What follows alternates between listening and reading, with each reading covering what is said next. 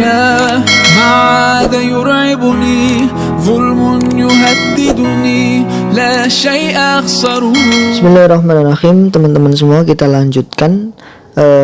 Setelah kita mengetahui pengertian definisi dari kalimat isim, fiil, dan huruf, kita harus tahu ciri-cirinya juga. Kita harus tahu ciri-cirinya supaya apa? Supaya kita bisa benar-benar membedakan, bisa benar-benar menebak mana yang isim, mana yang fiil, mana yang kalimat huruf. Yang pertama kita dari kalimat isim dulu ya.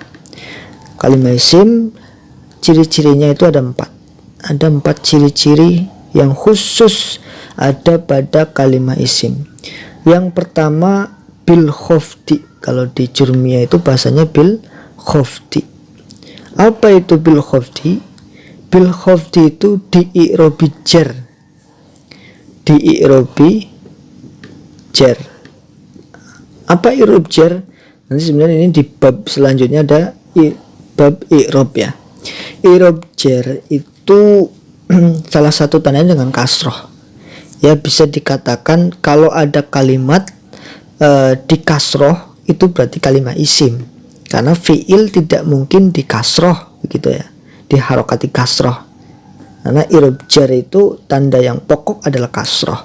Berarti kalau kalimat di kasroh itu berarti kalimat di i'rob jar, dan itu pasti kalimat isim ya. Itu tanda yang pertama. Kalau ada kalimat di i'rob jar atau di kasroh itu pasti kalimat isim. Yang kedua tanwin, bitanwin.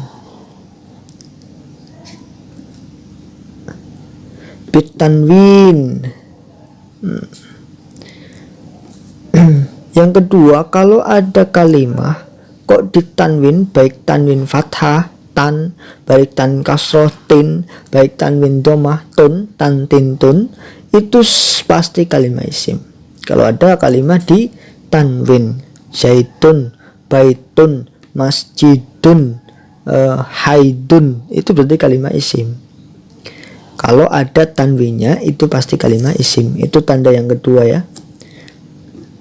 Lalu tanda yang ketiga adalah dukhulul alif walam. Ada alif dan lamnya. 3. Ada alif dan lamnya. Kalau ada kalimat kok ada alif lamnya, itu pasti kalimat isim. Contohnya ya, al-masjidu, al-baitu.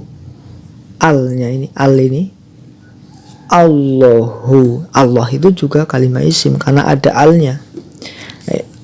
Setiap kalimat yang ada alnya itu pasti kalimat isim. Ar-Rahmani, Ar-Rahimi, itu ada alif lamnya, itu berarti kalimat isim. Kenapa? Karena ada alnya. Itu tanda yang ketiga. Setiap kalimat yang ada alnya itu pasti kalimat isim. Lalu yang tanda keempat, yang terakhir tanda kalimat isim adalah kemasukan huruf jar. Dukhulu harfi jar. Kemasukan huruf jar atau jatuh setelah huruf jar. Nah, huruf jar itu apa? Itu seperti lafal fi, min, an, ala, fi, ba, kaf, lam, ila, dan ruba. Nah, ini ada 9 huruf jar disebutkan di sini, ada 9. 1, 2, 3, 4, 5, 6, 7, 8, 9. Lah kalau ada kalimat jatuh setelah huruf jar, jatuh setelah salah satu huruf jar ini, maka pasti kalimat itu adalah kalimat isim.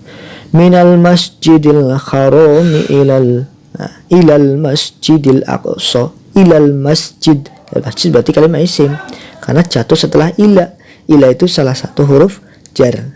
Nah, ini empat tanda khusus yang masuk kepada kalimat isim. Kalau yang pertama ya, saya ulangi, yang pertama kalau ada isim di i'rob jar atau di kasroh, itu pasti kalimah isim. Kalau ada kalimah ditanwin, baik tanwin dhammah, tanwin fathah atau tanwin kasroh, maka itu pasti kalimah isim. Kalau ada lafal kemasukan alif lam, itu pasti kalimah isim. Kalau ada lafal kemasukan huruf jar atau jatuh setelah huruf jar, ini huruf jar di bawah fi, min, an, ala, ba, kaf, lam, ila, pasti kalimah itu kalimah isim. Saya contohkan lafal bismillah itu ya.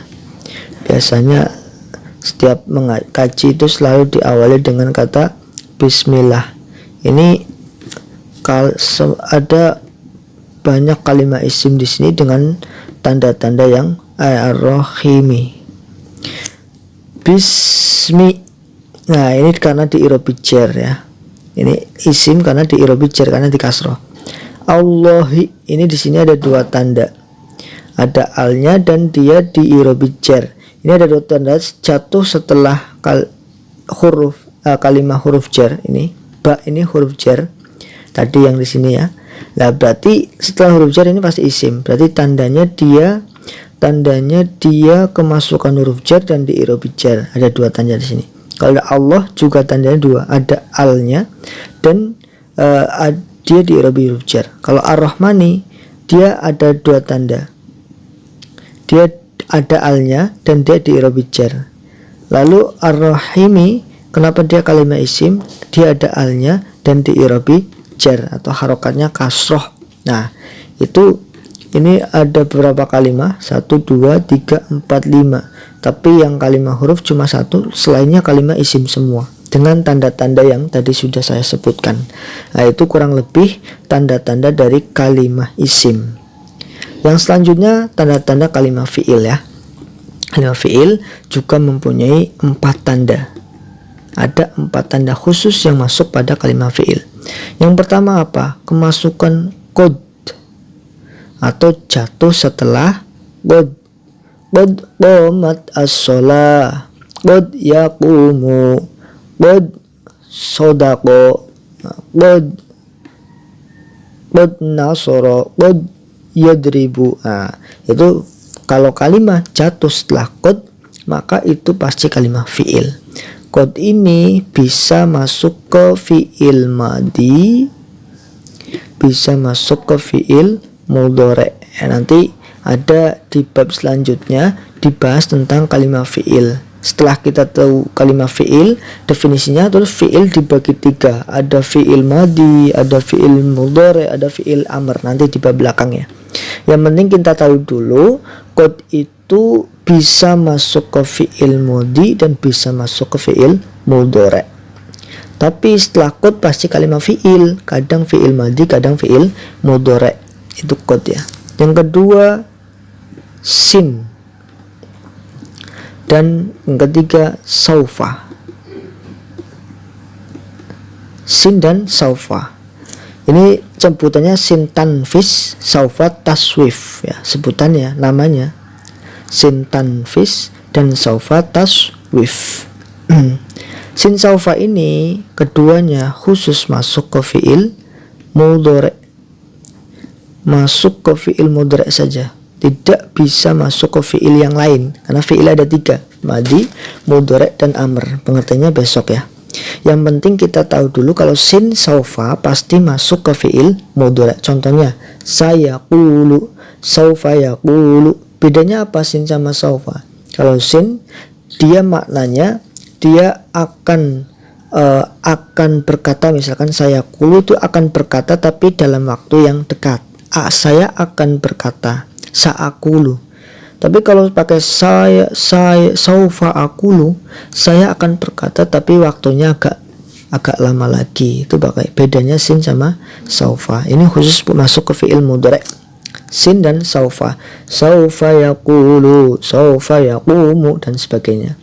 Yang terakhir tanda kalimat fi'il adalah kemasukan ta ya. Ta ta'nis as-sakinah namanya. Ta ta'nis as-sakinah. Ini namanya as-sakinah. Tak ta'nis yang mati. Sakinah itu artinya mati. Ta'nis itu perempuan. As-sakinah artinya mati. Ta yang menunjukkan fa'il perempuan terus dia disukun, mati. Contohnya seperti qomat as-sholah, qad qomat as-sholah, misalkan lafal ketika qomat ya, qad qomat as-sholatu. Lafal qoma ini kalimah fiil. Kenapa? Karena pertama jatuh setelah qad ya. Terus ada tak tanis as-sakinah. Ini tak tanis sakinah, tak yang mati yang menunjukkan fa'ilnya. Berarti fiil ini fa'ilnya akan mu'anas nih, as-sholatu. Ini mu'anas. Mu'anas itu perempuan ya. Yang lafal yang dianggap perempuan itu mu'anas. Karena ada tak marbutohnya, ini mu'anas. Perempuan dikatakan lafalnya perempuan. Lah kalau ada lafal kok ada tak tanisnya seperti ini, maka lafal ini pasti kalimah fiil. Nah, tapi tak tanis ini hanya masuk ke fiil madi. Hanya masuk ke fiil madi saja. Ini tambahan saja ya, masuk ke fiil madi. Tidak mungkin tak tanis ada di fiil mudhari' dan fiil amr. Harus ada atau hanya ada pada fiil madi. Itu tentang ciri kalimah fiil ya. Ada 4 ya, ingat-ingat ya. Ini kalau ketemu tanda-tanda isim berarti itu kalimah isim. Kalau ketemu tanda-tanda fiil berarti itu kalimah fiil. Lalu yang kalimah huruf itu dikatakan ma la yasluhu. Ciri-cirinya adalah ma la yasluhu dalilul ma la yasluhu ma'u dalil ismi wa dalil fi'li. Tidak pantas kemasukan tanda isim. Tidak pantas kemasukan tanda isim dan fiil. Nah, pokoknya tanda-tanda yang tadi sudah disebutkan di isim, tanda-tanda yang sudah disebutkan di fiil itu tidak pantas masuk ke kalimah huruf, tidak akan pernah bisa. Nah, itu tanda dari kalimah huruf. Tidak ada tanda isim, tidak ada tanda fiil, itu menjadi tanda kalimah huruf. Kok bisa seperti itu? Ya, karena seperti contoh gambarannya adalah jim, ha, kho misalkan ya. Jim itu tanda titiknya ada di tengah. Ini jelas tandanya. Seperti kalimah isim sudah jelas tandanya.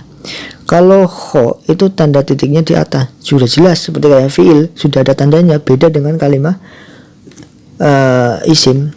Tapi kalau ha ini tidak ada titik di tengah, tidak ada titik di atas, itu menjadi tanda dari ha ya. Seperti hanya kalimah huruf, tidak ada tanda isim, tidak ada tanda fiil, itu menjadi tanda kalimah huruf. Mungkin itu ya, tentang tanda isim, fiil, huruf kita sudah selesai. Di bab kalam ini sudah tahu pengertian isim, pertengahan fiil dan huruf. Sudah tahu ciri-ciri isim, ciri-ciri fiil dan ciri-ciri huruf. Pada intinya di bab kalam ini kita sudah harus benar-benar bisa membedakan mana yang isim, mana yang fiil, mana yang huruf ya.